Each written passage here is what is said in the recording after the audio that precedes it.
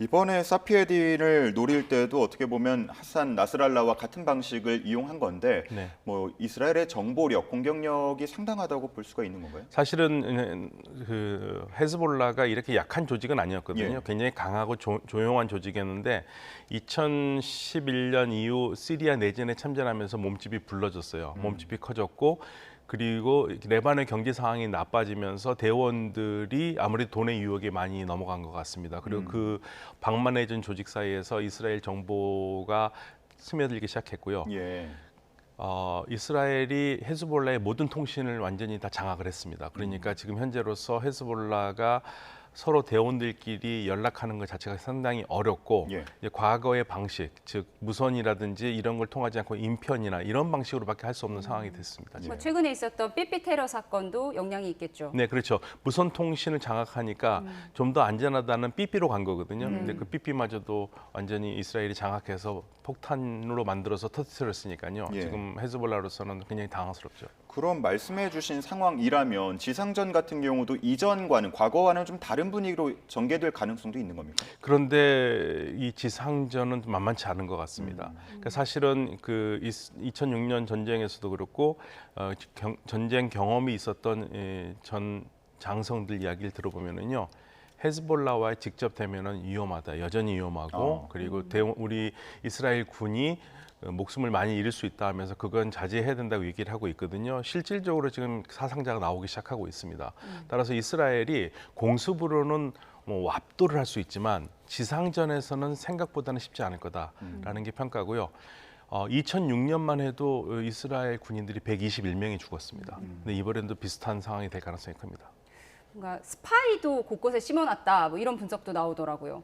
네, 뭐 이스라엘의 정보력은 대단하고요. 또 스파이라는 게 단순하게 그 스파이들이 뭐 이스라엘 사람이거나 그렇진 않거든요. 그러니까 헤즈볼라 내에서 헤즈볼라 사람이라고 생각한 사람이 스파이가 있는 거고 이란에서도 이란 사람이라고 하는 사람이 스파이가 있는 거고 이런 것들이 지금 각국 이란도 그렇고 헤즈볼라도 그렇고 색출하는 데 상당히 어려움을 갖고 있죠. 예. 말씀을 해주신 그 타임라인을 보면은 미국 대선이 어쨌든 간 그 좀 상황을 바꿀 수 있는 계기가 될 것 같은데 지상전이 펼쳐졌을 때 5주 안에 목표한 대로 이스라엘이 목표한 바를 이룰 수 있겠습니까? 그건 뭐 알 수가 없죠. 근데 헤즈볼라와의 지상전은 쉽지 않을 거라고 보는데요. 지금 사실은 이스라엘이 내건 휴전 조건, 하산 나스랄라하고 휴전을 얘기를 했었을 때 조건 중에 가장 컸던 게 7km의 군사 비무장화, 비무장된 비군사화 지역을 설정을 하고, 예. 그다음에 2006년에 이 전쟁 때 유엔 결의안이 있습니다. 1701호에 보면은요, 헤즈볼라라든지 레바논 내의 그 무장 단체들을 해체하고 이를 완전히 레바논 군이 장악하는 걸로 해달라고 유엔에서 결의를 했어요. 네. 그러나 그 결의를 지키라고 그러거든요. 근데 헤즈볼라가 지킬 마음이 없죠. 그걸 지킬 수가 없는 거죠. 그러면 헤즈볼라 자체를 해체를 해야 된다는 거니까요. 그래서 어느 정도까지 이스라엘이 이 요구 사항 중에서 선택을 해서 강행을 할 것인지. 근데 만약에 이스라엘 요구한 사항을 다 헤즈볼라 해체까지 갖는 것은 저는 휴전은 어렵다고 봅니다. 네. 이스라엘의 헤즈볼라 공습에 대해서 자세히 짚어보고 있는데 앞서 보여드린 지도를 한번 더 보여주시면 좋을 것 같습니다. 네, 이 지도인데요. 저항의 축이라고 하죠. 사실상 뭐 이스라엘은 곳곳에서 지금 싸움을 벌이고 있고 1대7의 전쟁이다 이런 얘기도 나오고 있잖아요. 네네. 뭐 최근에는 말 그대로 뭐 곳곳에서 다면 전쟁을 수행하고 있다 이렇게 분석을 하고 있는데 최근에 서한지구와 가한지구의 공습도 감행을 했죠. 네, 맞습니다. 그러니까 지금 이 지도가 이스라엘이 생각하기에 이란의 영향력의 지도입니다. 예. 그러니까 일단 이란은 뭐 공격하지 않더라도 이 아랍 지역에 있는, 그러니까 이란은 아랍어를 쓰는 사람들이 아니거든요.